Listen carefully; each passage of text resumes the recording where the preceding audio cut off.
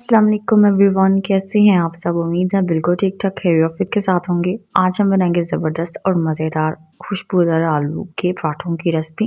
ये इतने को मज़ेदार, टेस्टफुल, जायकेदार, खुशबूदार बनते हैं कि हर कोई इसको खाना पसंद करेगा। बल्कि जब इसकी खुशबू आएगी ना अच्छी अच्छी सी, तो हर कोई खाने पे मजबूर हो जाएगा। और इतनी आसान ये रेसिपी है कि हर कोई आसानी से बना सकता है। बच्चों को टिफ़िन में, लंच बॉक्स में या आप नाश्ते में भी बच्चों को ये बना कर दे सकते हैं।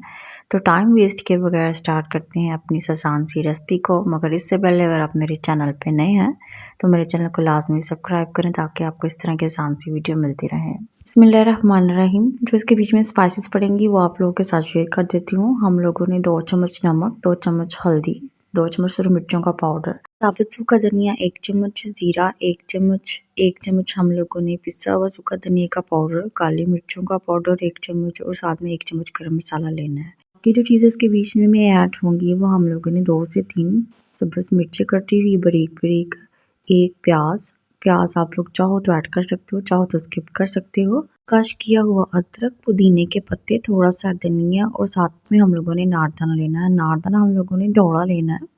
तो तकरीबन 1 या 1 से आधा चम्मच जो है ना हमने नारदाना लेना है। आप ज़्यादा लोगे तो बहुत ज़्यादा नारदाने का इसके बीच में टेस्ट हो जाएगा, इसलिए आप लोगों ने नारदाना थोड़ा लेना है और साथ में उसको कूट लेना है, ठीक है जी। फिर बाद में आपने इसके बीच में ऐड करना है। उसके बाद मैंने आलू ले लिए थे, तकरीबन 1 किलो मैंने आलू बॉयल कर लिए थे, उनको बाद में छील लिया था और बाद में मैश कर लिया था। हम लोगों ने आलू को अच्छी तरीके से मैश कर लेना है। उसके बाद सारी स्पाइसेस हम इसके बीच में ऐड करेंगे। बाद में अदरक, सब्ज़ मिर्ची, प्याज, धनिया, पुदीना, ये सारी जो चीज़ें हैं वो हम लोगों ने ऐड कर देनी है, ठीक है जी। आलू की रोटियां मैं ज़्यादा बना रही थी, इसलिए आलू और जो चीज़ें हैं बीच में मैंने डबल ऐड की थी। आप लोगों ने जितनी रोटियां बनानी है उसके मुताबिक आप इसके बीच में स्पाइसेस वगैरह ऐड करें। जितनी भी जो चीज़ें होती हैं वो आप लोगों ने कम ही ऐड करनी है अगर आप लोगों ने कम रोटियां बनानी है।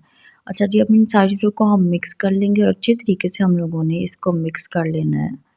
और हमने जो आलू की फिलिंग है वो बिल्कुल अच्छे तरीके से रेडी कर लेनी है। अब मैंने यहाँ पे पेड़े कर लिए थे, तकरीबन 6 पेड़े करने हैं हमने, वो भी छोटे साइज़ के, बहुत ज़्यादा पेड़ों का साइज़ बड़ा नहीं रखना। उसके बाद जब हम पेड़ों को थोड़ी सी रोटी की शेप दे देंगे, इसको बड़ा कर लेंगे। उसके बीच में हमने फिर आलू की फिलिंग को ऐड करना है और थोड़े से प्याज उसके बीच में ऐड करेंगे। ऑप्शन है, जिसको नहीं पसंद आप उसको ना ऐड करें, ना ऐड करके दें, और जिसको पसंद है उसको लाजमी ऐड करके दें। अच्छा जी, एक और हम लोगों ने रोटी ले लेनी है और उसको दूसरी रोटी के ऊपर रख देना। उसको अच्छे तरीके से ऊपर से प्रेस करेंगे, फिर हम इसको हाथ के साथ जो है थोड़ा सा मज़ीद बड़ा करेंगे। फिर हमने इसको बेलने के साथ बेल लेना है और तवे के ऊपर ऐड कर लेंगे। रोटी को मैंने तवे के ऊपर डाल दिया था। अब इसके ऊपर हम ऑयल लगाएंगे। अगर आप लोगों ने ज़्यादा ऑयल लगाना है तो आप ज़्यादा ऑयल भी ऐड कर सकते हैं। मैंने नॉर्मल ऑयल लगा के रोटियां जो है वो बनाई थी, ताकि बहुत ही टेस्टफुल और मज़े की बने और ज़्यादा ऑयली भी ना बने।